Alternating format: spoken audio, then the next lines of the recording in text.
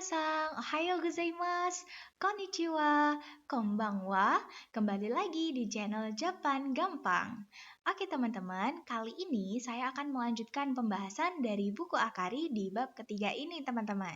Tapi sebelum lanjut, saya pengen pastiin lagi nih, teman-teman pasti sudah menghafalkan kotoba dari bab 1 sampai bab 3 ini ya teman-teman. Selain itu jangan lupa juga untuk mengerjakan latihan soal ya, bab 1 dan juga bab 3.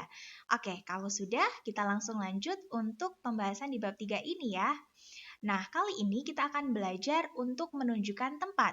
Kalau kemarin di bab 2 kita sudah belajar untuk menunjukkan benda yang mana menggunakan kore, are, sore seperti itu atau pakai sono, ano, kono seperti itu ya teman-teman. Nah, kali ini kita akan belajar untuk menunjukkan tempat dengan kata koko, soko, dan juga asoko. Kita bahas satu-satu ya teman-teman. Di sini ada namanya koko, yang mana artinya di sini ya. Jadi letaknya itu dekat oleh si pembicara ya teman-teman. Pakai koko. Kemudian ada soko, artinya di situ. Ya, yang dimaksud itu letaknya dekat oleh lawan pembicara. Dan juga yang terakhir ada asoko ya. Kalau asoko itu di sana ya, berarti sudah jauh dari pembicara dan juga lawan bicara. Kayak gitu teman-teman. Nah, setelah 3 kata ini kita sudah tentukan, kemudian diikuti partikel wa. Seperti biasa ya teman-teman, diikuti partikel wa, kemudian di sini diikuti dengan kata basho atau tempat ya. Di sini bisa kita gantikan, misal sekolah, perpustakaan, lapangan atau sebagainya. Baru di akhir kita akan tambahkan kata des ya untuk kalimat yang positif. Kalau kalimatnya pertanyaan maka perlu ditambahkan ka di akhir kalimatnya. Gitu ya teman-teman. Nah, coba kita lihat untuk contohnya di sini ya. Pertama ada koko wa uriba desu ka? Nah, ini adalah pertanyaan ya. Kita coba lihat translate-nya dari partikel wa dulu ya. Ke depan dulu ya. Jadi di sini kayak gitu, kemudian kita ke belakang. Apakah pasar? Iya. Nah, jadi untuk translate-nya kita akan translatekan dari partikel wa ke depan dulu ya teman-teman ya. Di sini, nah kemudian apakah? Gitu ya teman-teman, karena di sini ada pertanyaan deska, berarti apakah uriba ya, atau tempat penjualan, atau kita bisa bilang pasar juga bisa ya teman-teman. Jadi di sini apakah pasar, apakah tempat menjual, kayak gitu teman-teman. Kemudian untuk jawabannya ada 2 ya caranya. Yang pertama, kalau kalian setuju bahwa ini tuh tempat penjualan, maka kalian bisa jawab dengan hai, gitu ya teman-teman. Tapi kalau misal salah ya, bukan, maka kita pakai iye, gitu ya teman-teman. Nah, kalau di sini contohnya tidak setuju ya teman-teman, jadi dia pakai iye jigaimasu. Nah, kayak gitu bisa ya teman-teman, jadi tidak, bukan. Nah, kayak gitu. Kemudian misal untuk contoh yang kedua, di sini koko wa soko desu ka? Nah, jadi di sini dia bertanya nih ya dari partikel wa dulu. Di situ ya, jadi menunjuk di tempatnya si lawan pembicara. Di situ apakah gudang? Nah, perlu diperhatikan ya di sini kalau untuk di situ menggunakan soko. Biasa ya. Tapi kalau untuk gudang itu so-nya panjang ya teman-teman karena di sini ada tambahan vokal u sehingga jadi soko ya. Jadi soko wa soko desu ka? Gitu ya teman-teman. Dia bertanya apakah di situ gudang. Kemudian kalau orang lawan bicaranya mengiyakan bahwa itu betul, maka kamu bisa jawab hai soko desu. Nah gitu ya. Iya gudang. Seperti itu teman-teman. Nah ada juga untuk contoh dari kata asoko ya seperti ini. Asoko wa Osaka ju.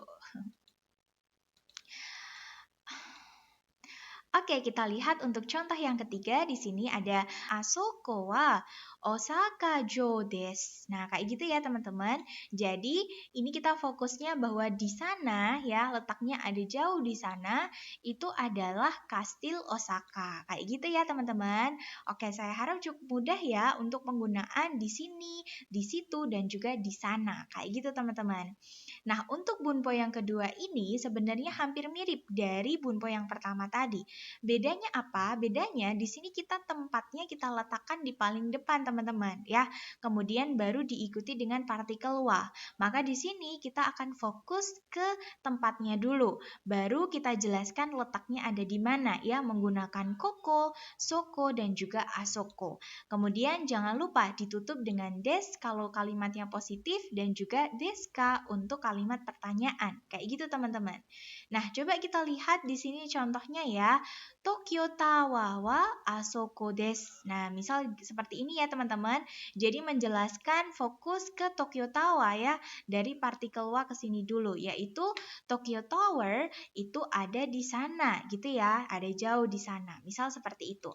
Kemudian ada lagi untuk contoh yang kedua. Di sini ada Saitama ken wa koko desu ka? Gitu ya, teman-teman. Jadi ini adalah bentuk pertanyaan ya, karena ada tambahan ka di sini. Kita lihat dari partikel wa dulu ya.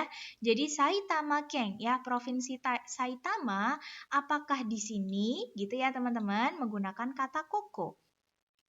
Nah, misal untuk responnya itu tidak setuju bahwa di sini tuh bukan Saitama, maka kita pakai kata iye gitu ya, bukan atau artinya tidak seperti itu. Chigai mas ya, salah. Ikuti koko dewa arimasen gitu ya, teman-teman, bukan di sini. Kayak gitu, teman-teman. Jadi ini hanya kalimat pelengkap bahwa tidak setuju di sini bukan di Saitama. Kayak gitu, teman-teman. Oke, kalau gitu kita lanjut untuk di punpo selanjutnya ya, teman-teman. Kali ini kita akan belajar bilang berapa harganya. Kayak gitu ya, teman-teman, dalam bahasa Jepang. Nah, ini berguna banget kalau kita ada di pasar, misal pengen nawar, tanya dulu untuk harganya berapa. Kayak gitu ya, teman-teman. Caranya gampang banget. Coba di sini bisa dilihat.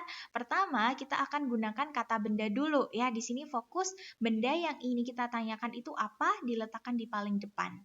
Jangan lupa ditambah dengan partikel wa, gitu ya, teman-teman. Baru di sini ditambahkan dengan kata ikura ya, yang mana ikura ini artinya berapa harganya. Kayak gitu ya, teman-teman. Karena ini kalimat pertanyaan, maka jangan lupa ditambah deska kayak gitu ya untuk di akhir kalimatnya. Seperti itu, teman-teman. Kita coba lihat yuk untuk contohnya pertama di sini. Kono kocha wa ikura desu ka? Nah, jadi misal di sini ada di supermarket, terus nggak ada label harganya. Kita mau tanya nih, ya kita lihat untuk partikel wa dulu ya. Berarti teh ini, gitu ya, teman-teman, harganya berapa? Kayak gitu, teman-teman. Ya, di sini masih ingat kalau kita pakai kono, maka harus langsung diikuti dengan bendanya, yaitu kocha ya, teman-teman, teh hitam. Seperti itu, teman-teman. Nah, misal untuk responnya, kita bisa bilang sono kocha wa go hyaku en desu. Nah, misal orangnya bilang, kalau misal di sini, nah coba teman-teman perhatikan, orang yang bertanya kemudian bawa untuk tehnya di sini kan bilangnya kono ya, teman-teman. Tapi untuk orang yang merespon ya, yang ada di depan kita, menunjuk benda yang kita bawa berarti dengan kata sono, gitu ya, teman-teman. Jadi untuk responnya berbeda. Teh Jepang itu, nah karena di sini kan pakai sono ya, teman-teman, ada partikel wa, kemudian langsung dijelaskan harganya adalah 500 yen. Kayak gitu, teman-teman. Nah, untuk berapa harganya ini akan diikuti dengan nominal ya, teman-teman. Bisa menggunakan yen, rupiah, atau lain sebagainya.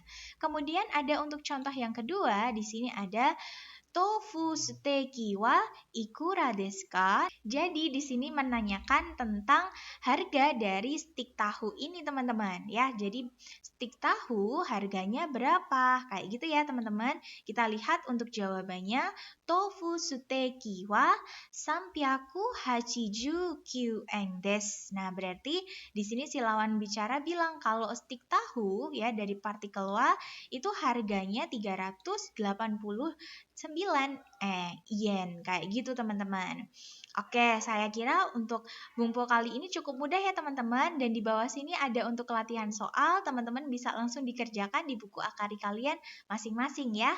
Nah, misal kalau teman-teman dari pembahasan ini atau ada yang pengen ditanyakan atau belum paham, kalian boleh banget nih untuk tanya di kolom komentar atau langsung tanya ke senseinya. Oke, teman-teman, kalau gitu saya tutup untuk videonya. Ja, korekara Nihongo no benkyou ga owarimashita. Domo arigatou gozaimasu. Otsukare sama deshita. Hai, minasan, mata mite ne.